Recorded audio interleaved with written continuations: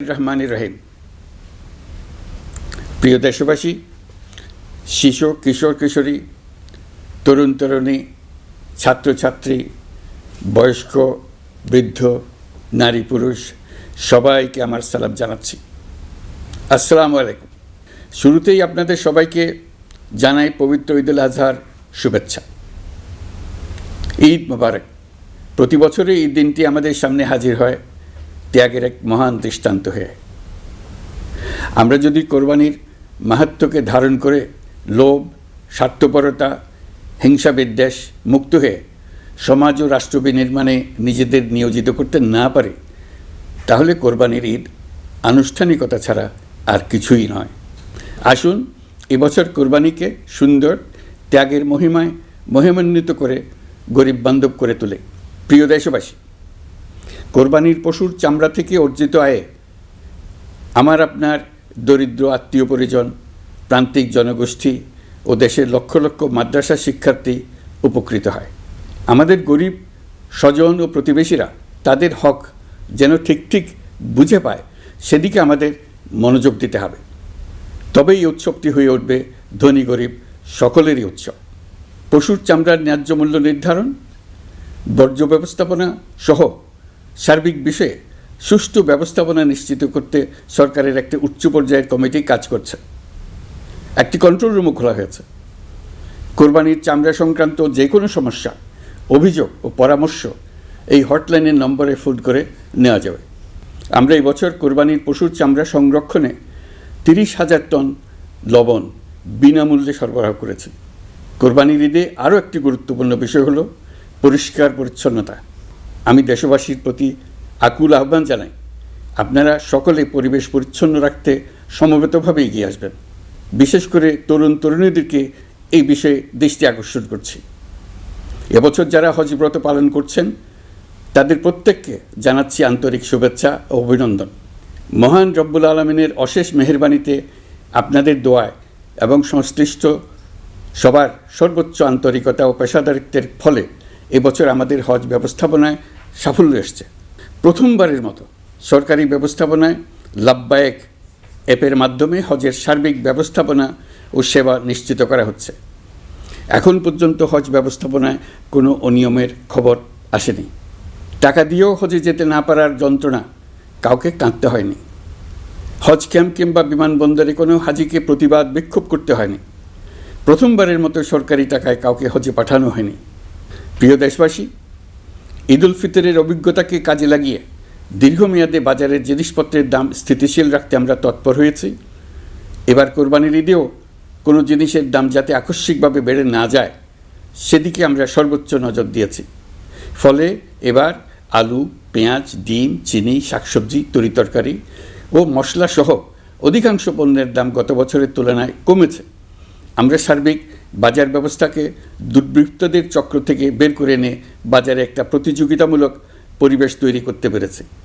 জনগণকে ন্যায্য মূল্যে নিত্য প্রয়োজনীয় জিনিস পৌঁছে দিতে সরকারের সব রকমের চেষ্টা অব্যাহত আছে। পাশাপাশি এই কোরবানির ঈদেও দেশবাসী যাতে নির্বিঘ্নে নিজেদের দেশের বাড়িতে যাতায়াত করতে পারেন, সেজন্য সরকার সর্বোচ্চ ব্যবস্থা নিয়েছে। আইনশৃঙ্খলা বাহিনীর সদস্যরা মানুষের জানমালের নিরাপত্তায় সজাগ রয়েছেন। ঈদের ছুটির মধ্যেও বিপুল সংখ্যক কর্মকর্তা কর্মচারী এবং পুলিশ ও সেনাবাহিনীর সদস্যরা অক্লান্ত পরিশ্রম করছেন। আমি তাদের প্রতি আন্তরিক কৃতজ্ঞতা জানাচ্ছি। শুধু ঈদের সময় নয়, আগামী দিনে কখনোই বাস, রেল ও বিমান যাত্রায় কোনো ধরনের অনিয়ম যাতে না হয়, সেজন্য সরকার একটি কেন্দ্রীয় অনলাইন টিকেটিং প্ল্যাটফর্ম করতে যাচ্ছে, যেখানে একই প্ল্যাটফর্ম থেকেই যাত্রীরা খুব সহজেই বাস, ট্রেন ও ফ্লাইটের টিকিট ক্রয় করতে পারবেন। একই রকমভাবে সব ধরনের সরকারি সেবা যাতে জনগণের দোরগোড়ায় পৌঁছে যায়, সেজন্য নাগরিক সেবা বাংলাদেশ এই নামে একটি সেন্টার পরিচালিত হচ্ছে। দেশের সর্বত্র শহরে, হাটে বাজারে তরুণ তরুণীদের মাধ্যমে বেসরকারি ব্যবস্থাপনায় সার্ভিস সেন্টার স্থাপনের কাজ শুরু করেছে। এটি ঢাকা শহরে কয়েকটি সেবাকেন্দ্রের মাধ্যমে শুরু হয়েছে। প্রশিক্ষণপ্রাপ্ত স্থানীয় তরুণ উদ্যোক্তারা নাগরিক সেবা কেন্দ্র থেকে সাধারণ নাগরিকদের এনআইডি, পাসপোর্ট, লাইসেন্স, পুলিশের কাছে জিডি করা, কর ফাইলিং করা সহ বিভিন্ন সরকারি ডিজিটাল সেবা দেবেন।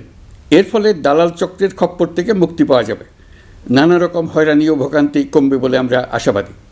এই প্রজেক্ট শূন্য বাজেটে আমরা শুরু করেছি। দেশের বিদ্যমান অব্যবহৃত সম্পদ ব্যবহার করেই সামনে এগিয়ে চলা সম্ভব, এটাই আমরা বাস্তবে করে দেখার চেষ্টা করছি। আমাদের চেষ্টা হচ্ছে প্রতিটি মন্ত্রণালয় থেকে যতগুলি সেবা এর আওতায় আনা যায় সবগুলোকে নিয়ে আসা। আমরা চেষ্টা করছি যাতে শিশু জন্মগ্রহণ করা মাত্রই তার জন্ম সনদ পেয়ে যায়, ওটাই হবে তার নাগরিক স্বীকৃতি এবং রাষ্ট্র কর্তৃক তার দায়িত্ব গ্রহণের অঙ্গীকার। ওইখান থেকেই যাবতীয় সকল সনদ সে তার নাগরিক অধিকার হিসেবে ক্রমাগতভাবে সম্মানের সঙ্গে পেতে থাকবে। এক অফিস থেকে আরেক অফিসে তার দৌড়াতে হবে না, দালালের পেছনে মাসের পর মাস ঘুরতে হবে না। বিদেশ সফরে গেলে সেখানকার প্রবাসী বাংলাদেশিরা প্রায় আমাদেরকে সরকারি সেবা পেতে নানা রকম দুর্ভোগের কথা জানান। প্রবাসীদের জন্য বিদেশে তাদের নিজ নিজ শহরে আমরা বেসরকারি উদ্যোগে পরিচালিত নাগরিক সেবা কেন্দ্র স্থাপনের উদ্যোগ নিচ্ছি। সেখান থেকে তারা পাসপোর্ট নবায়ন, জাতীয় পরিচয়পত্র ইত্যাদি সংগ্রহ করতে পারবেন।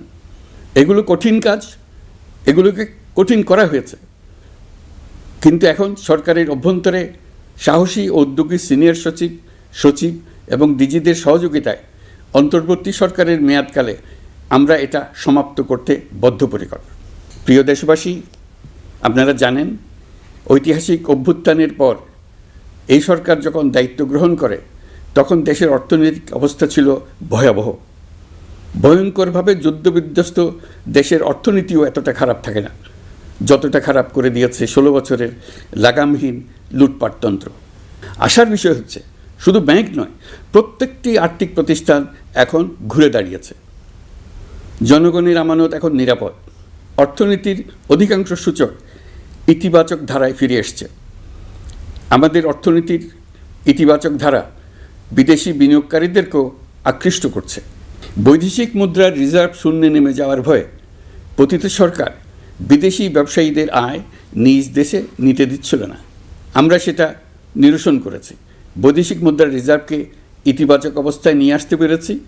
এই অর্থ বছরে আমরা চেষ্টা করেছি এমন একটি বাজেট দিতে যা সত্যিকার অর্থে জনকল্যাণমুখী হয়। দেশের ইতিহাসে প্রথমবারের মতো একটি বাজেট তার আগের বছরের চেয়ে ছোট হয়েছে। প্রবৃত্তি কেন্দ্রিক ধারণা থেকে সরে এসে আমরা চেষ্টা করেছি সামগ্রিক উন্নয়নের ধারণায় জোর দিতে। এই বাজেট প্রথাগত ভৌত অবকাঠামো তৈরির খতিয়ান নয়। এই বাজেটে প্রাধান্য দেওয়া হয়েছে মানুষকে। নজরদারি বৃদ্ধির ফলে রপ্তানি আয় বেড়েছে। অর্থনীতির দুঃসময়ে আমাদের প্রবাসী ভাই বোনেরা রেমিটেন্স যোদ্ধা হিসেবে এগিয়ে এসছেন, যার ফলে রেমিটেন্স প্রবাহ উল্লেখযোগ্যভাবে বৃদ্ধি পেয়েছে। আমি জাতির পক্ষ থেকে সকল রেমিটেন্স যোদ্ধাকে কৃতজ্ঞতা জানাচ্ছি। স্বৈরাচারী সরকারের পতনের পর অর্থ পাচার রোধে কঠিন পদক্ষেপ নিয়েছে অন্তর্বর্তী সরকার। এছাড়া পুরনো আমদানির দায় পরিশোধ হওয়ায় বৈদেশিক মুদ্রার রিজার্ভের উপরও চাপও কমেছে। রাজস্ব আদায় বাড়ানোর জন্যে পূর্ব ঘোষণা অনুযায়ী জাতীয় রাজস্ব বোর্ড NBR ভেঙে অর্থ মন্ত্রণালয়ের অধীনে রাজস্ব নীতি বিভাগ এবং রাজস্ব ব্যবস্থাপনা বিভাগ নামে দুটি স্বতন্ত্র বিভাগ প্রতিষ্ঠা করা হয়েছে। এটি একটি বড় কাঠামোগত সংস্কার। এই সিদ্ধান্তের ফলে বিশাল আকারের দুর্নীতি কমবে, রাজস্ব ব্যবস্থার দক্ষতা বাড়বে, স্বার্থের দ্বন্দ্ব কমবে এবং রাজস্ব আহরণের আওতা সম্প্রসারিত হবে। অর্থনীতি সহ বিগত মাসগুলোতে সরকারের প্রত্যেকটি মন্ত্রণালয় ছোট বড় বহু সংস্কারের উদ্যোগ নিয়েছে। মোট 54টি মন্ত্রণালয়ে 1000-এর উপরে সংস্কার ও উন্নয়ন সংক্রান্ত পদক্ষেপ নেওয়া হয়েছে। এর পাশাপাশি আমরা যে সংস্কার কমিশন করেছিলাম তাদের সুপারিশের মধ্য থেকে আশু করণীয় সুপারিশগুলো দ্রুত বাস্তবায়নের জন্য মন্ত্রণালয়গুলো কাজ করে যাচ্ছে। মে মাস পর্যন্ত বিভিন্ন সংস্কার কমিশন থেকে প্রাপ্ত সুপারিশের ভিত্তিতে 54টি মন্ত্রণালয়ে 129টি সুপারিশ বাস্তবায়ন করা হয়েছে। এই সকল সংস্কার কাজের মধ্যে কয়েকটি চুম্বক অংশ আজ আপনাদের সামনে তুলে ধরতে চাই। আইন ও বিচার বিভাগ মোট 33টি গুরুত্বপূর্ণ সুপারিশ ইতিমধ্যে বাস্তবায়ন করেছে। এর মধ্যে উল্লেখযোগ্য হল ইন্টারন্যাশনাল ক্রাইমস ট্রাইব্যুনাল অ্যাক্ট 1973 সংশোধন ও পুনর্গঠন করে আইনটি আন্তর্জাতিক মানের সাথে সামঞ্জস্যপূর্ণ করা। বিচার বিভাগীয় সংস্কার কমিশনের প্রস্তাব অনুযায়ী সুপ্রিম কোর্ট বিচারক নিয়োগ অধ্যাদেশ 2025 প্রণয়ন ও জারি করা হয়েছে। এর অধীনে প্রথমবারের মতো বাংলাদেশের ইতিহাসে গণবিজ্ঞপ্তির মাধ্যমে সুপ্রিম কোর্টে বিচারক নিয়োগের সুযোগ তৈরি হয়েছে। দেওয়ানি কার্যবিধির সংশোধন করা হয়েছে, যার ফলে এখন বাদীকে আর দিনের পর দিন সশরীরে আদালতে যেতে হবে না। এক একটি দেওয়ানি মামলা নিষ্পত্তি হতে আগে যত সময় লাগত, এই সংশোধনীর ফলে সময়সীমা অর্ধেকে কমিয়ে আনা সম্ভব হবে বলে আমরা মনে করছি। দেশের 1000-এর বেশি অবকাঠামো এবং প্রতিষ্ঠানের নাম পলাতক প্রধানমন্ত্রীর বাবা, মা, ভাই, বোন, আত্মীয় স্বজনের নামে প্রতিষ্ঠিত করা হয়েছিল। তার মধ্যে ছিল সেনানিবাস, বিমানঘাঁটি, নৌবাহিনীর জাহাজ, মেগা সেতু, সড়ক, স্থাপনা, স্কুল, কলেজ, বিশ্ববিদ্যালয়, হাসপাতাল, গবেষণা কেন্দ্র, আরও বহু কিছু। এগুলোর সব নাম পরিবর্তন করা হয়েছে। নারী ও শিশু নির্যাতন দমন আইন সংশোধন করা হয়েছে। প্রবাসী ভাই বোনদের অনেক দিনের দাবির পরিপ্রেক্ষিতে পাওয়ার অফ অ্যাটর্নি বিধিমালা সংশোধন করা হয়েছে। এখন পুরনো পাসপোর্টে নো ভিসা রিকোয়ার্ড স্টিকার থাকলে কিংবা জন্মসনদ থাকলে বিদেশ থেকে পাওয়ার অফ অ্যাটর্নি সম্পাদন করতে পারবে। আগামী 2 মাসের মধ্যে আইনগত সহায়তা কার্যক্রম ব্যাপকভাবে বিস্তার করা হবে। বছরে এখন গড়ে 35,000 মামলা নিষ্পত্তি হয়। আমাদের লক্ষ্য এটিকে 2 লক্ষ মামলায় উন্নতি করা। মামলা দায়েরের 48 ঘন্টার মধ্যেই যাদের বিরুদ্ধে মামলার কোনো ভিত্তি নেই তাদের বাদ দেওয়ার ব্যবস্থা করা হচ্ছে। আমরা সর্বোচ্চ চেষ্টা করেছি দেশের মানুষকে লুটপাটতন্ত্র থেকে বের করে আনতে। আপনারা জানেন, বিগত 16 বছরে উন্নয়নের নামে মেগা প্রকল্প নিয়ে কী পরিমাণ লুটপাট হয়েছে। মেগা প্রকল্পগুলো যেন হয়ে উঠেছিল মেগা ডাকাতির প্রকল্প। আমরা দায়িত্ব গ্রহণের পরপরই বিভিন্ন উন্নয়ন প্রকল্প পুনরায় মূল্যায়ন করে দেখেছি যে প্রায় সব প্রকল্পেই ভৌতিক ব্যয় ধরা হয়েছে। শুধুমাত্র সড়ক, পরিবহন ও মহাসড়ক বিভাগ, সেতু বিভাগ, রেল মন্ত্রণালয়, বিদ্যুৎ বিভাগ, জ্বালানি ও খনিজ সম্পদ বিভাগ, এই 5টি বিভাগে ব্যয় সংকোচ করা হয়েছে 46,308 কোটি টাকা। এই টাকা দিয়ে জ্বালানি খাতে সমস্ত বকেয়া মিটিয়ে দিয়ে বকেয়ার পরিমাণ শূন্যে নামিয়ে আনা হয়েছে। বৈদেশিক ঋণ পরিশোধ করে সব ধরনের ঋণের ফাঁদ থেকে বেরিয়ে আসা আমাদের অগ্রাধিকার। দেশে বিনিয়োগ বাড়ানো ও নতুন কর্মসংস্থান তৈরিতে আমাদের গুরুত্ব দিতেই হবে। তা না হলে এদেশকে আমরা যে স্থানে নিয়ে যেতে চাই সেখানে নিয়ে যাওয়া সম্ভব হবে না। বিনিয়োগ ও কর্মসংস্থানের ব্যাপারে রাজনৈতিক দল ও জনগণ আমাদের সর্বাত্মক সমর্থন করছেন। সকলের মধ্যে ব্যাপক আগ্রহ, কৌতূহল আমাদের অনুপ্রেরণা যোগাচ্ছে।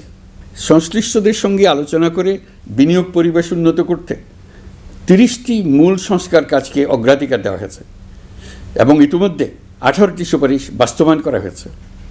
বিনিয়োগ বান্ধব পরিবেশ গড়ে তুলতে এবং দেশি বিদেশি শিল্প প্রতিষ্ঠানের মধ্যে সংযোগ সৃষ্টি করতে আমরা সর্বোচ্চ চেষ্টা করে যাচ্ছি। গত অক্টোবর হতে মার্চ পর্যন্ত নেট বিদেশি বিনিয়োগ এসছে মোট 756 মিলিয়ন মার্কিন ডলার, অর্থাৎ প্রায় 9,247 কোটি টাকা। বাংলাদেশ ইনভেস্টমেন্ট সামিট 2025-এ নির্দিষ্ট খাতভিত্তিক সেশনের মাধ্যমে ব্যবসায়ী চেম্বার, ব্যাংক ও বেসরকারি খাতের অন্যান্য অংশীদারদের মধ্যে আলোচনা হয়েছে। ইনভেস্টমেন্ট সামিটে বিদেশি বিনিয়োগকারীরা ও রাজনৈতিক দলগুলোর মধ্যেও আলোচনার জন্য আলাদা ব্যবস্থা রাখা হয়েছিল, যাতে করে পরবর্তীতে যে দলই ক্ষমতায় আসুক না কেন তারা যেন বিনিয়োগ বান্ধব বাংলাদেশ গড়তে নিজেদের প্রতিশ্রুতির কথা জানাতে পারেন। সম্প্রতি চীনের বাণিজ্যমন্ত্রী চীনের 100টি কোম্পানির প্রায় 150 বিনিয়োগকারী ও ব্যবসায়ী নিয়ে বাংলাদেশে এসছেন। আমরা আশা করছি খুব দ্রুতই বড় আকারের বিদেশি বিনিয়োগ দেখতে পাব। সম্প্রতি আমি চীন, কাতার, জাপান সহ কয়েকটি দেশ সফর করেছি। এসব সফরেও বিভিন্ন বৈঠকে বাংলাদেশের অর্থনৈতিক সম্ভাবনা অগ্রগতির কথা তুলে ধরেছি। দ্বিপাক্ষিক বাণিজ্য বিনিয়োগের বিষয়ে ফলপ্রসূ আলোচনা হয়েছে। আরও বেশি সংখ্যক বাংলাদেশি যাতে বিদেশে কর্মসংস্থানের সুযোগ পায় সে চেষ্টা করেছি। বাংলাদেশে কাতারি বিনিয়োগকারীদের জন্য একটি বিশেষ অর্থনৈতিক অঞ্চল গড়ে তোলার বিষয়ে আমাদের মধ্যে আলোচনা হয়েছে। বাংলাদেশের লাখো লাখো ছেলেমেয়েরা মাদ্রাসায় পড়াশোনা করে, তাদের জন্য প্রযুক্তি শিক্ষা ও বিদেশি ভাষা শিক্ষা চালু করতে আমরা কাতার চ্যারিটির সাহায্য চেয়েছি। গত মাসে আমি জাপান সফরে গিয়েছিলাম। এই সফরে জাপানের প্রধানমন্ত্রী বাংলাদেশকে বাজেট সহায়তা ও রেলপথ উন্নয়নের জন্য $1 বিলিয়ন মার্কিন ডলারের ঋণ ঘোষণা করেছেন। দ্বিপাক্ষিক 3টি চুক্তিপত্র বিনিময় হয়েছে। এই সফরে 2 দেশের মধ্যে অর্থনৈতিক বিনিয়োগ ও অন্যান্য সহযোগিতার ক্ষেত্রে 6টি সমঝোতা স্মারক অর্থাৎ MOU স্বাক্ষর হয়েছে। বাংলাদেশের কর্মশক্তির দক্ষতা বৃদ্ধি, এবং জাপানে তাদের কর্মসংস্থান সহজতর করার লক্ষ্যে জাপানের সঙ্গে আমরা 2টি সমঝোতা স্মারকে স্বাক্ষর করেছি। জাপানের শ্রমিক সংকট রয়েছে, আমরা আগামী 5 বছরে জাপানে 1 লক্ষ কর্মী পাঠানোর চুক্তি সই করেছি। এর চাইতে আরও বেশি শ্রমিক ক্রমাগতভাবে পাঠানোর আয়োজন করে এসেছি। প্রিয় দেশবাসী, 1971 সালে বাংলাদেশ স্বাধীন হওয়ার পর অর্থনৈতিকভাবে আমাদের যে উন্নতির শিখরে থাকার কথা ছিল, বিশ্বের কাছে মাথা উঁচু করে দাঁড়াবার কথা ছিল, সেই উচ্চতায় আমরা পৌঁছতে পারিনি। আমরা চাই বাংলাদেশ দক্ষিণ এশিয়ার অর্থনৈতিক প্রাণকেন্দ্র হিসেবে প্রতিষ্ঠিত হোক। এই কারণে বিনিয়োগ পরিষেবার উন্নয়নের পাশাপাশি বন্দরের সক্ষমতা বাড়াতে উদ্যোগ নিয়েছি। এটা করা সম্ভব না হলে দেশের কোটি কোটি মানুষের বেকারত্ব ঘুচবে না, অর্থনৈতিক সংকট রয়েই যাবে। চট্টগ্রাম বন্দর নিয়ে অনেকের মধ্যে কৌতূহল তৈরি হয়েছে। মাঝে মাঝে এমন কথাও শুনেছি যে এই বন্দর বিদেশিদেরকে নাকি দিয়ে দেওয়া হচ্ছে। আমি আগেও জানিয়েছি, চট্টগ্রাম বন্দর হলো বাংলাদেশের অর্থনীতির হৃৎপিণ্ড। বর্তমানে এই হৃৎপিণ্ড অতি দুর্বল। এখন যে অবস্থায় আছে সেই অবস্থায় তাকে রেখে দিলে আমাদের অর্থনীতিকে সামনে এগিয়ে নিয়ে যাওয়া সম্ভব হবে না। এই হৃৎপিণ্ডকে বড় করতে হবে, মজবুত করতে হবে, সুঠাম করতে হবে। তা করতে হলে বহু উদ্যোগ গ্রহণ করতে হবে, অভিজ্ঞদের সাহায্য লাগবে। আমরা যাদের সঙ্গে যোগাযোগ করেছি তারা বন্দর ব্যবস্থাপনায় বিশ্বের সেরা, সবচেয়ে অভিজ্ঞ। তারা ইউরোপ, কানাডা, অস্ট্রেলিয়া, চীন, দক্ষিণ কোরিয়া, ভারত, পাকিস্তান, তুরস্ক, মধ্যপ্রাচ্য ও আফ্রিকা সহ বিশ্বজুড়ে বন্দর পরিচালনা করে। তাদের কাজ বন্দর ব্যবস্থাপনা। আমাদের লক্ষ্য হলো বন্দর ব্যবস্থাপনার কাজ যত তাড়াতাড়ি সম্ভব তাদের কাছ থেকে শিখে নেওয়া। আমি গ্যারান্টি দিয়ে বলতে পারি, যদি 31 সালের মধ্যে আমরা বন্দরের কাজ শিখে ফেলি, এর পরবর্তী 5 বছরে অর্থাৎ 36 সালের মধ্যে পৃথিবীর যত দেশে যত বন্দর এই কোম্পানিগুলো চালায় তাদের বহু বন্দর এই বাংলাদেশিরাই পরিচালনা করবে। আপনারা যে বন্দরেই পা দেবেন দেখবেন সেখানে বাংলাদেশিরা আছেন। বহু লোকের কর্মসংস্থান হবে, বহু লোকের উপরে ওঠার সুযোগ হবে। তাদের নিজেদের প্রয়োজনেই তারা আমাদের চাকরি দেবে। আগে যে কোনো জাহাজে চড়লে দেখতাম জাহাজের নাবিক চট্টগ্রামের কিংবা সিলেটের। বন্দরের কাজ একবার শিখে নিতে পারলে ভবিষ্যতে আমরা যে বন্দরে যাব না কেন দেখব সেখানে চট্টগ্রাম, নোয়াখালী, সিলেট আর বরিশালের লোক, বাংলাদেশের লোক। আমাদের বন্দর যদি আধুনিক হয় তা শুধু বাংলাদেশের অর্থনীতিতেই ভূমিকা রাখবে না, বরং আমরা নেপাল, ভুটান সহ পার্শ্ববর্তী সকল দেশের অর্থনীতিতে ইতিবাচক ভূমিকা রাখতে সক্ষম হব। এই বন্দরই হবে অঞ্চলের অর্থনীতির সমৃদ্ধির চাবিকাঠি। কুমিরা থেকে টেকনাফ পর্যন্ত নানা বন্দরের কর্মচাঞ্চল্যে সমগ্র উপকূল অঞ্চল দক্ষিণ এশিয়ার একটি গুরুত্বপূর্ণ অর্থনৈতিক প্রাণকেন্দ্র হিসেবে প্রতিষ্ঠিত হবে। এই পুরো অঞ্চলে অনেকগুলো শিল্পাঞ্চল গড়ে উঠবে শুধু সমুদ্রের সান্নিধ্য এবং তার ব্যবহারের দক্ষতার কারণে। তার সঙ্গে গড়ে উঠবে আরেকটি নতুন শিল্প, আধুনিক পদ্ধতিতে সমুদ্রে মাছ পালন, আহরণ ও প্রক্রিয়াজাতকরণের শিল্প। এটি আরেকটি নতুন জগৎ সৃষ্টি করবে। এই ব্যাপারে আমরা আমাদের বন্ধু দেশগুলোর সঙ্গে আলোচনা শুরু করেছি এবং তারা উৎসাহ সহকারে সাড়া দিয়েছেন। বন্দর ব্যবস্থাপনার জন্য আমরা যাদেরকে আনছি তারা পৃথিবীর যেসব দেশে কাজ করে সেসব কোনো দেশেরই সার্বভৌমত্ব, জাতীয় নিরাপত্তা হুমকির মুখে পড়েনি। আমি দেশবাসীর প্রতি আহ্বান জানাই, আপনারা নিজেদেরকে ভিত্তিহীন বিরোধিতা এবং অপপ্রচারের শিকার হতে দেবেন না। অন্তর্বর্তীকালীন সরকারের বন্দর ব্যবস্থাপনার উদ্যোগে আপনাদের দৃঢ় সমর্থন অব্যাহত রাখুন। যারা বিরোধিতা করছে তাদের প্রতিহত করুন। আপনারা জানেন আমাদের দেশে এখন 12 লক্ষ রোহিঙ্গা বসবাস করছে।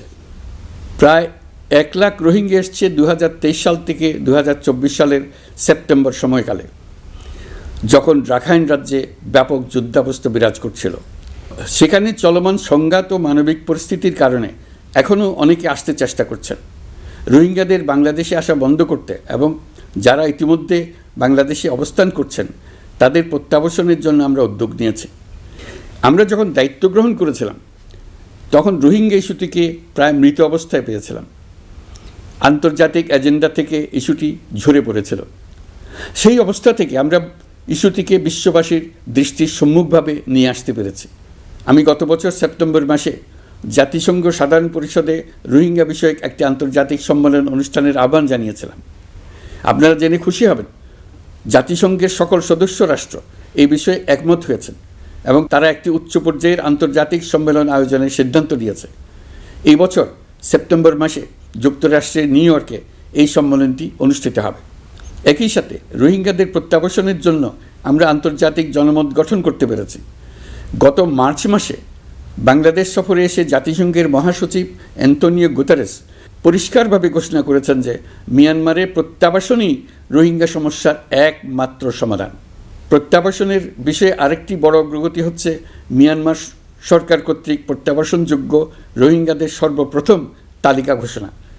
গত এপ্রিল মাসে ব্যাংককে বিমস্টেক সম্মেলনের সাইডলাইনে আলোচনার সময় মিয়ানমার সরকার প্রথমবারের মতো 1,80,000 রোহিঙ্গা প্রত্যাবাসনযোগ্য বলে ঘোষণা করেছে।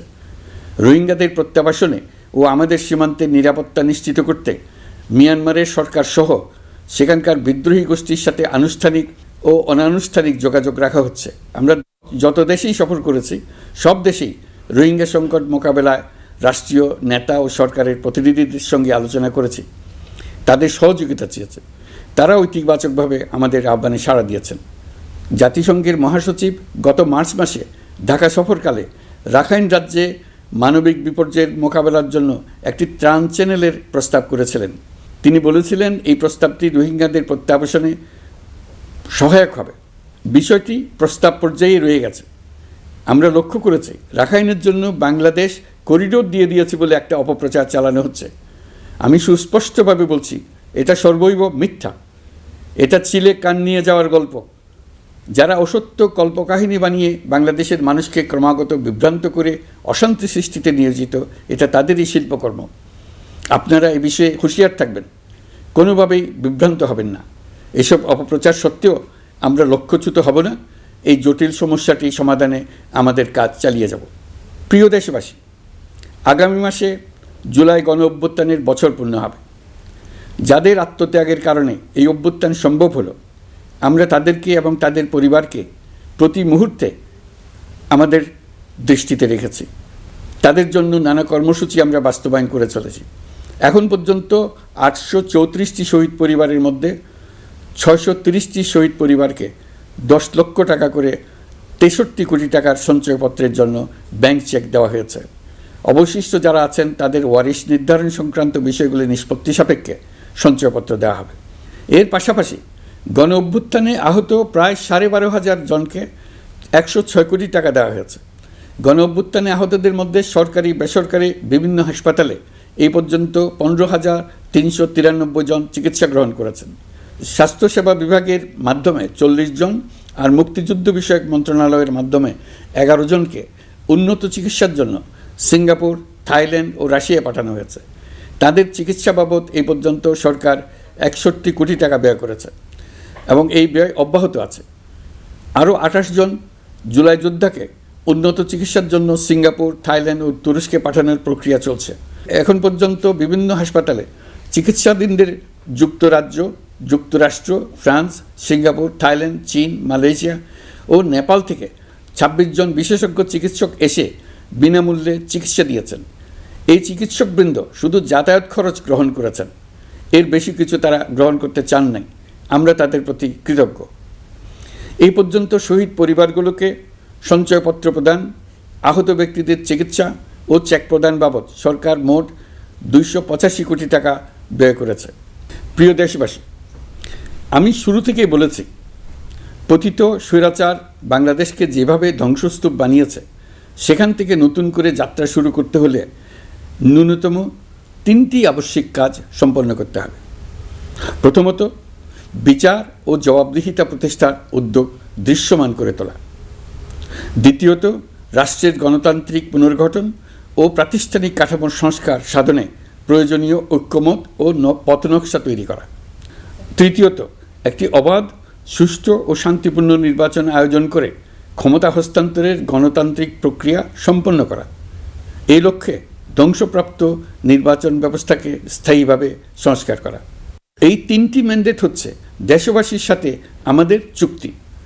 24-এর শহীদের রক্তে ভেজা এই চুক্তি আপনাদের সার্বিক সমর্থন, আস্থা ও সহযোগিতা নিয়ে এবং পতিত শক্তি ও তার দোসরদের সৃষ্ট সকল বাধা বিপত্তিকে পরাভূত করে আমরা সম্মিলিতভাবে বাস্তবায়ন করতে সক্ষম হব বলে আমার দৃঢ় বিশ্বাস। গত বছর জুলাই আগস্ট মাসে সংঘটিত হত্যাযজ্ঞ সহ বিগত 16 বছরের গুম খুন নির্যাতনের সত্য উদ্ঘাটন এবং আর্থিক খাতের সীমাহীন দুর্নীতি, অনিয়ম ও অপরাধের বিচার প্রক্রিয়া আমরা শুরু করেছি। মানবতা বিরোধী অপরাধের বিচারের জন্য আন্তর্জাতিক অপরাধ ট্রাইব্যুনাল গঠনের পর প্রসিকিউশন টিম গঠন ও তদন্ত কর্মকর্তা নিয়োগের পাশাপাশি বিচারিক কার্যক্রম পরিচালনা প্রক্রিয়াধীন ছিল। যত দ্রুত সম্ভব বিচার কাজ শুরুর ব্যাপারে আমরা আশাবাদী ছিলাম। আপনারা জানেন, জুলাইয়ে সংঘটিত হত্যাযজ্ঞের বিচার ইতোমধ্যে শুরু হয়ে গেছে।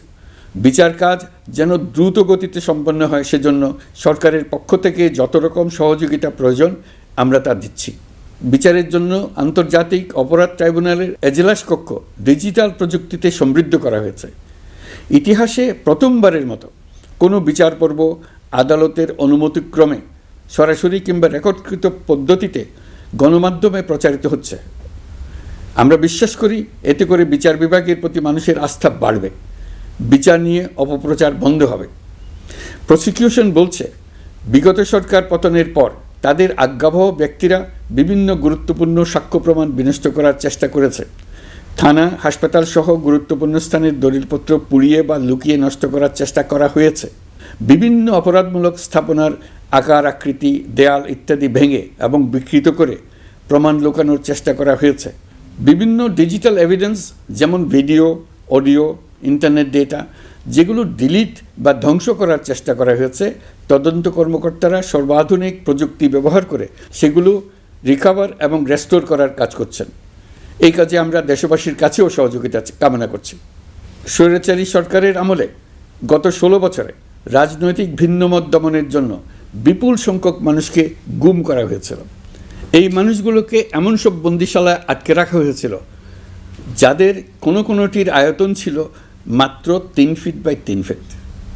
গুমের ঘটনা তদন্ত ও এই ভয়াবহ অপরাধের সঙ্গে যারা জড়িত তাদের বিচারের জন্য একটি স্বাধীন গুম সংক্রান্ত কমিশন নিরলসভাবে কাজ করে যাচ্ছে। তারা গুমের এমন রোমহর্ষক ঘটনা আবিষ্কার করেছে যা নিষ্ঠুরতার চূড়ান্ত সীমা ছাড়িয়ে গেছে। মানুষকে পেট কেটে সিমেন্টের বস্তা ঢুকিয়ে নদীতে ডুবিয়ে দেওয়া হতো, ইঞ্জেকশন দিয়ে অজ্ঞান করে জ্বলন্ত ইটভাটায় নিক্ষেপ করা হতো, ট্রেন ও গাড়ির নিচে ছুঁড়ে ফেলা হতো। কমিশন এখন পর্যন্ত 2টি অন্তর্বর্তীকালীন প্রতিবেদন জমা দিয়েছে। তারা এখনও প্রতিনিয়ত নতুন অভিযোগ পাচ্ছে। ইতিমধ্যে গুমের তদন্ত কার্যক্রমের জন্য ঢাকা শহরের 3টি, চাঁপাইনবাবগঞ্জ ও বগুড়া জেলায় 3টি গুমের কেন্দ্র পরিদর্শন ও সাক্ষ্য গ্রহণ করা হয়েছে। তদন্ত কাজে মানুষের সম্পৃক্ততা বাড়াতে বিশ্ববিদ্যালয়, মাদ্রাসা পর্যায়ে গণশুনানি গ্রহণ করা হয়েছে। মোট 8 শতাধিক শিক্ষার্থী, শিক্ষক, সাধারণ মানুষ গণশুনানিতে অংশ নিয়েছেন। গুম সংক্রান্ত বেশ কিছু অভিযোগ ইতিমধ্যে আন্তর্জাতিক অপরাধ ট্রাইব্যুনালের তদন্ত সংস্থার কাছে জমা হয়েছে। এছাড়াও এই সংক্রান্ত একটা আইন প্রণয়নের কাজ প্রায় শেষ পর্যায়ে আছে। অল্প কিছুদিনের মধ্যেই এটি চূড়ান্ত হবে বলে আশা করছি। গত 16 বছর ধরে এদেশের প্রতিটি স্তরে অপরাধ, অনিয়ম, দুর্নীতির ভাইরাস ছড়িয়ে পড়েছিল। এই রোগাক্রান্ত রাষ্ট্র ব্যবস্থাকে রোগমুক্ত করে জনগণের কল্যাণমুখী করতে হলে আমাদের রাজনৈতিক দলগুলোর সক্রিয় অংশগ্রহণ জরুরি। আমরা দায়িত্ব নেবার পর থেকেই রাজনৈতিক দলগুলোর সাথে নিয়মিত যোগাযোগ রেখেছি। বিভিন্ন ইস্যুতে রাজনৈতিক নেতাদের সঙ্গে আলাদা এবং একত্রিতভাবে বৈঠক করেছি। সর্বশেষ গত মাসের শেষ সপ্তাহেও বিভিন্ন রাজনৈতিক দলের নেতৃবৃন্দের সঙ্গে আমি বৈঠক করেছি এবং চলতি সপ্তাহে জাতীয় ঐক্যমত কমিশনের 2য় পর্বের আলোচনা শুরু করেছি। সরকার পরিচালনায় তারা তাদের গুরুত্বপূর্ণ মতামত তুলে ধরেছেন। রাজনৈতিক দলগুলো শুরু থেকে আমাদের সাথে সহযোগিতা করে আসছেন এবং সবসময় তারা সহযোগিতা অব্যাহত রাখার প্রতিশ্রুতি দিয়েছেন। প্রিয় দেশবাসী, আপনাদের নিশ্চয় মনে আছে জুলাই গণঅভ্যুত্থানের নেতৃত্ব অংশ নেওয়া শিক্ষার্থীরা একটি জুলাই ঘোষণাপত্র দেওয়ার কথা জানিয়েছিল। তারা আমাকেও সেখানে আমন্ত্রণ জানায়। আমি বলেছিলাম দেশের সকল রাজনৈতিক ব্যক্তিবর্গ, নাগরিক সমাজের প্রতিনিধি সহ অন্যদের সঙ্গে নিয়ে সকলে মিলে এই ঘোষণাপত্র দেওয়া ভালো হবে। এর পাশাপাশি আগামী জুলাই মাসেই সকল রাজনৈতিক দলের ঐকমত্যের ভিত্তিতে একটি জুলাই সনদ প্রস্তুত করে আমরা জাতির সামনে উপস্থাপন করতে পারব বলে আশা করছি।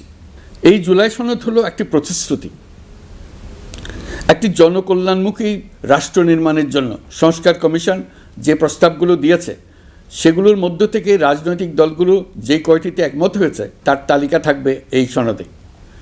জুলাই সনদে স্বাক্ষর করে তারা জাতির কাছে সেগুলো বাস্তবায়নের অঙ্গীকার করবে। জুলাই সনদ অনুযায়ী আশু করণীয় সংস্কার কাজগুলো আমরা বাস্তবায়ন করতে প্রতিজ্ঞাবদ্ধ। বাকি অংশের বেশ কিছু কাজও আমরা শুরু করে যেতে চাই। আশা করি অবশিষ্ট অংশ পরবর্তীতে নির্বাচিত সরকারের মাধ্যমে বাস্তবায়ন অব্যাহত থাকবে। প্রাতিষ্ঠানিক সংস্কারের দৃঢ় প্রতিশ্রুতি বাস্তবায়নে আমাদেরকে দৃঢ়ভাবে এবং ঐক্যবদ্ধভাবে এগিয়ে যেতে হবে। এর কোনো বিকল্প নেই। এর বাস্তবায়নের মাধ্যমে পুরো বিশ্বের কাছে দেশের নতুন ঐক্যবদ্ধ ভাবমূর্তি তুলে ধরা যাবে। বিশ্বব্যাপী সবার কাছে জাতি হিসেবে বাংলাদেশের শক্তি সম্পর্কে স্পষ্ট ধারণা তৈরি হবে। ঐকমত্য কমিশন গঠন করা আমাদের একটি দুঃসাহসিক উদ্যোগ ছিল। অন্য কোনো দেশে এমন কোনো নজির নেই। এর মাধ্যমে আমরা জাতি হিসেবে রাজনৈতিক গভীরতার সন্ধান পেয়েছি। রাজনৈতিক ঐক্যে পৌঁছার জন্য ঐকমত্য কমিশনের সঙ্গে সকল দলের দলগত প্রস্তুতি, ঘণ্টার পর ঘণ্টা কমিশনের সঙ্গে ঐকান্তিক আলোচনা, জাতীয় লাইভ টেলিভিশনের সামনে সকল দলের ঐকমত্যে পৌঁছার একান্ত প্রয়াস আমাদের রাজনৈতিক ইতিহাসে স্মরণীয় হয়ে থাকবে। এই কমিশনের চেয়ারম্যান হিসেবে আমি সকল রাজনৈতিক দলের কাছে তাদের সীমাহীন ধৈর্য এবং কমিশনের প্রতি তাদের সহযোগিতা এবং সৌজন্য প্রকাশের জন্য জাতির পক্ষ থেকে ধন্যবাদ জানাচ্ছি। আশা করি আমাদের অসমাপ্ত কাজ সমাপ্ত করে শিগগিরই পূর্ণাঙ্গ জুলাই সনদ তৈরি করে জাতির জন্য একটা নতুন পথ নির্দেশনা রেখে যেতে পারব। এই কমিশনের অভিজ্ঞতার মাধ্যমে দেশের যে নতুন রাজনৈতিক সংস্কৃতি গড়ে ওঠার সম্ভাবনা দেখা দিয়েছে, আগামী নির্বাচনের মাধ্যমে যদি সেটা বিকাশমানভাবে স্থায়ী রূপ দিতে পারি তাহলে আমরা ভবিষ্যতের সকল রাজনৈতিক সংকট মোকাবেলা করতে সক্ষম হব। সকল প্রস্তুতি সমাপ্ত করে দেশের সকল মানুষের, কিশোর কিশোরী, তরুণ তরুণী, ছাত্রছাত্রী, কৃষক, জেলে, গৃহিণী, দিনমজুর, শ্রমিক, ব্যবসায়ী, পেশাজীবী, শিল্পী সবাই মিলে চেষ্টা করে একটা সুন্দর নিখুঁত নির্বাচন আয়োজন করে নতুন বাংলাদেশের দৃঢ় ভিত্তি রচনা করব। প্রিয় দেশবাসী, আমি জানি আগামী জাতীয় নির্বাচন কখন হবে সে বিষয়ে সিদ্ধান্ত জানার জন্য রাজনৈতিক দল ও জনগণের মধ্যে বিপুল আগ্রহ রয়েছে। আমি বারবার বলেছি এই নির্বাচন ডিসেম্বর থেকে আগামী বছরের জুনের মধ্যে অনুষ্ঠিত হবে। এই সময়ের মধ্যে দেশের নির্বাচন উপযোগী পরিবেশ সৃষ্টির জন্য যা যা করা দরকার সরকার তাই করছে।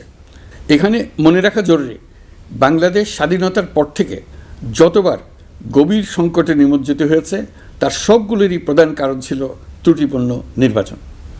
ত্রুটিপূর্ণ নির্বাচন প্রক্রিয়ায় বারবার ক্ষমতা কক্ষিগত করার মধ্য দিয়ে একটি রাজনৈতিক দল বর্বর ফ্যাসিস্টে পরিণত হয়েছিল।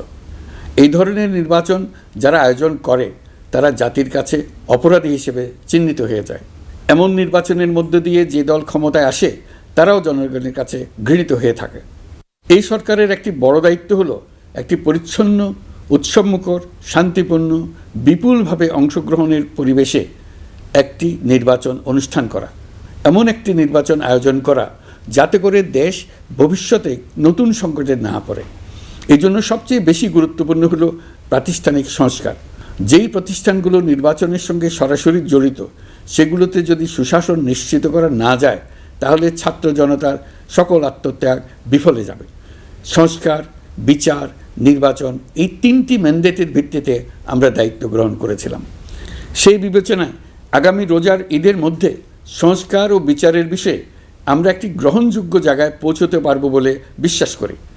বিশেষ করে মানবতা বিরোধী অপরাধের বিচার, যা কিনা জুলাই গণ অভ্যুত্থানের শহীদদের প্রতি আমাদের সম্মিলিত দায়, সেই বিষয়ে আমরা দৃশ্যমান অগ্রগতি দেখতে পারব। এতে আমাদের উপর আপনাদের অর্পিত ম্যান্ডেট ন্যূনতম হলেও বাস্তবায়ন করে যেতে পারব। সেই বিবেচনায় ও ইতিহাসে সবচেয়ে অবাধ, সুষ্ঠু, প্রতিদ্বন্দ্বিতামূলক ও গ্রহণযোগ্য নির্বাচন আয়োজনের জন্য সকল পক্ষের সঙ্গে আমরা আলোচনা করেছি। পাশাপাশি বিচার, সংস্কার ও নির্বাচন সংক্রান্ত চলমান সংস্কার কার্যক্রম পর্যালোচনা করে আমি আজ দেশবাসীর কাছে ঘোষণা করছি যে আগামী জাতীয় নির্বাচন 2026 সালের এপ্রিলের প্রথমার্ধের যে কোনো একটি দিনে অনুষ্ঠিত হবে। এই ঘোষণার ভিত্তিতে নির্বাচন কমিশন উপযুক্ত সময়ে আপনাদের কাছে নির্বাচনের বিস্তারিত রোডম্যাপ প্রদান করবে। আমরা এমন নির্বাচন চাই যা দেখে অভ্যুত্থানের শহীদদের আত্মা তৃপ্তি পাবে, তাদের আত্মা শান্তি পাবে। আমরা চাই আগামী নির্বাচনে সবচেয়ে বেশি ভোটার, সবচেয়ে বেশি প্রার্থী ও দল অংশ নেক। এটা সবচেয়ে অবাধ, সুষ্ঠু ও নিরপেক্ষ নির্বাচন হিসেবে জাতির কাছে স্মরণীয় হয়ে থাকুক। 1.5 যুগ পরে দেশে সত্যিকারের একটি জনপ্রতিনিধিত্বশীল সংসদ গঠিত হবে। বিপুল তরুণ গোষ্ঠী এবার জীবনে প্রথম ভোট দেওয়ার সুযোগ পাবে। এসব লক্ষ্যে প্রয়োজনীয় সকল পদক্ষেপ নেওয়ার জন্য আমরা জাতির কাছে অঙ্গীকারবদ্ধ। আমি দেশবাসীর প্রতি আহ্বান জানাই, আপনারা সকল রাজনৈতিক দল এবং আপনাদের এলাকার প্রার্থীদের কাছ থেকে সুনির্দিষ্ট অঙ্গীকার আদায় করে নেবেন, যেন আগামী সংসদের প্রথম অধিবেশনেই যেসব সংস্কারের প্রশ্নে ঐকমত্য অর্জিত হয়েছে তা কোনো প্রকার কাটাছেঁড়া ছাড়াই যেন তারা অনুমোদন করেন। আপনারা ওয়াদা আদায় করে নেবেন যে তারা বাংলাদেশের স্বাধীনতা, সার্বভৌমত্ব, আঞ্চলিক অখণ্ডতা এবং জাতীয় মর্যাদার প্রশ্নে কখনো কোনো প্রকার আপোষ করবেন না এবং দেশের বাইরের কোনো শক্তির কাছে দেশের স্বার্থ বিকিয়ে দেবেন না। আপনারা তাদের কাছে সুনির্দিষ্ট প্রতিশ্রুতি আদায় করে নেবেন এই মর্মে যে তারা কখনোই কোনো অবস্থাতেই আপনাদের গণতান্ত্রিক অধিকার ও মানবিক মর্যাদার ক্ষুণ্ণ করবেন না। আপনারা তাদের কাছে অঙ্গীকার আদায় করে নেবেন যে তারা সম্পূর্ণ সততা ও স্বচ্ছতার সাথে দেশ পরিচালনা করবেন এবং সকল প্রকার দুর্নীতি, দলীয়করণ, টেন্ডারবাজি, সিন্ডিকেটবাজি, চাঁদাবাজি, সন্ত্রাসী কর্মকাণ্ড ইত্যাদি গণবিরোধী কাজ থেকে নিজেদেরকে সম্পূর্ণভাবে মুক্ত রাখবেন। আমি আপনাদের আবারও স্মরণ করিয়ে দিতে চাই যে এবারের নির্বাচন শুধু শান্তিপূর্ণ নির্বাচন করার বিষয় নয়, এটা ছাত্র জনতার অভ্যুত্থানের আকাঙ্ক্ষা নতুন বাংলাদেশ গড়ার নির্বাচন। এই নির্বাচনে পরিচিত দলগুলিই থাকবে, তাদের পরিচিত মার্কাগুলিই থাকবে, কিন্তু ভোটারকে বের করে আনতে হবে যে এই মার্কার পেছনে আপনার কাছে ভোট প্রার্থীরা কে কতটুকু নতুন বাংলাদেশ গড়ার জন্য প্রস্তুত, কে কতটা প্রতিজ্ঞাবদ্ধ।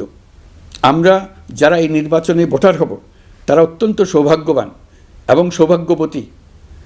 আমরা একটা অনন্য ঐতিহাসিক ভূমিকা পালনের সুযোগ ও দায়িত্ব পাচ্ছি। আমরা জাতির নতুন যাত্রাপথ তৈরি করে দেওয়ার দায়িত্ব পাচ্ছি। আমরা নতুন রাজনৈতিক সংস্কৃতি সৃষ্টির মহান সুযোগটা পাচ্ছি।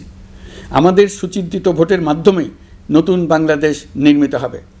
শহীদদের রক্তদান সার্থক হবে। আশা করি বিষয়টা নিয়ে চিন্তাভাবনা করেই সবাই ভোট কেন্দ্রে যাব এবং দৃঢ়প্রত্যয়ে ভোট দেব। এখন থেকে ভাবনা চিন্তা শুরু করুন, আলোচনা শুরু করুন। এখন থেকে আপনাদের ভোটের গুরুত্বটা বুঝে নিন। আপনার এবারের ভোটের গুরুত্ব ঐতিহাসিক মানদণ্ডে দেখা হবে। প্রিয় দেশবাসী, আমাদের সবসময় মনে রাখতে হবে পতিত ফ্যাসিবাদ ও তার দেশি বিদেশি দোসররা নতুন বাংলাদেশ গড়ার সম্মিলিত প্রচেষ্টাকে পদে পদে বাধাগ্রস্ত করার চেষ্টা চালিয়ে যাচ্ছে। তারা নানামুখী অপপ্রচারে লিপ্ত। তারা সবসময় চাইবে জুলাই অভ্যুত্থানের মাধ্যমে তৈরি হওয়া জাতীয় ঐক্যের শক্তিকে পরাভূত করতে, গণতান্ত্রিক আকাঙ্ক্ষা বাস্তবায়নের প্রচেষ্টাকে লাইনচ্যুত করতে এবং বাংলাদেশকে পুনরায় করায়ত্ত করতে। আমি আগেও বলেছি, আজ আবারও বলছি, আমরা একটা যুদ্ধ অবস্থায় আছি। এখন আমাদের একতাবদ্ধ থাকতে হবে যে কোনো মূল্যে। পরাজিত শক্তি এবং তাদের সহযোগীরা ওত পেতে বসে আছে আমাদের ছোবল মারার জন্য, আমাদের অগ্রযাত্রাকে রুখে দেওয়ার জন্য। আমরা তাদের কিছুতেই এই সুযোগ দেব না। আসুন আমরা আমাদের সম্মিলিত প্রচেষ্টায় প্রিয় মাতৃভূমির স্বাধীনতা, সার্বভৌমত্ব, আঞ্চলিক অখণ্ডতা ও জাতীয় মর্যাদার বিরুদ্ধে যে কোনো আঘাত প্রতিহত করার উদ্দেশ্যে প্রতিরোধের ঐক্যবদ্ধ সুদৃঢ় প্রাচীর গড়ে তুলি। প্রিয় দেশবাসী, সবাইকে আবার ঈদের শুভেচ্ছা ও সালাম জানাচ্ছি। মহান আল্লাহ আমাদের সহায় হন। আল্লাহ হাফেজ।